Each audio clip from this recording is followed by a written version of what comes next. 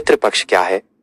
पितृपक्ष, जिसे श्राद्ध पक्ष भी कहा जाता है, हिंदू धर्म में एक बहुत ही महत्वपूर्ण 16 दिवसीय अवधि है। यह भाद्रपद मास की पूर्णिमा से शुरू होकर अश्विन मास की अमावस्या तक चलता है। यह समय उन पूर्वजों को श्रद्धांजलि और सम्मान देने के लिए समर्पित है जिन्होंने इस दुनिया को छोड़ दिया है। पितृपक्ष का महत्व।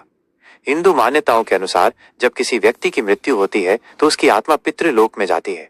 पितृपक्ष के दौरान यह माना जाता है कि हमारे पूर्वज पृथ्वी पर वापस आते हैं ताकि वे अपने परिवार के सदस्यों से भोजन और पानी ग्रहण कर सकें। इस दौरान श्राद्ध कर्म करने से उनकी आत्मा को शांति मिलती है और वे मोक्ष की ओर अग्रसर होते हैं।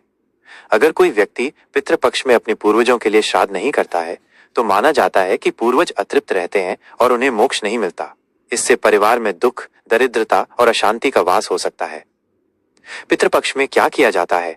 श्राद्ध कर्म, यह सबसे महत्वपूर्ण अनुष्ठान है। श्राद्ध में पूर्वजों के लिए विशेष भोजन तैयार किया जाता है। आमतौर पर इसमें खीर, पूड़ी और अन्य पारंपरिक पकवान शामिल होते हैं। ये भोजन पहले ब्राह्मणों को और फिर गाय, कौवे, कुत्ते और चींटियों को खिलाया जाता है। ये माना जाता है कि इन प्राणियों के माध्यम से भोजन सीधे पूर्वजों तक पहुंचता है। तर्पण। तर्पण का अर्थ है तृप्त करना। इसमें पानी, दूध, जौ और काले तिल को मिलाकर अंजलि से अर्पित किया जाता है। यह अनुष्ठान पूर्वजों की प्यास बुझाने और उन्हें शांति देने के लिए किया जाता है। दान। पितृपक्ष के दौरान दान का बहुत महत्व है। अनाज, वस्त्र और अन्य उपयोगी वस्तुएं दान करना शुभ माना जाता है। ऐसा करने से पूर्वजों का आशीर्वाद प्राप्त होता है। श्राद्ध के नियम और सावधानी। एक ही समय श्राद्ध कर्म दोपहर के समय ही किया जाता है जब सूर्य की स्थिति विशेष होती है। पवित्रता। श्राद्ध करने वाले व्यक्ति को पूरी पवित्रता और साफ सफाई का ध्यान रखना चाहिए।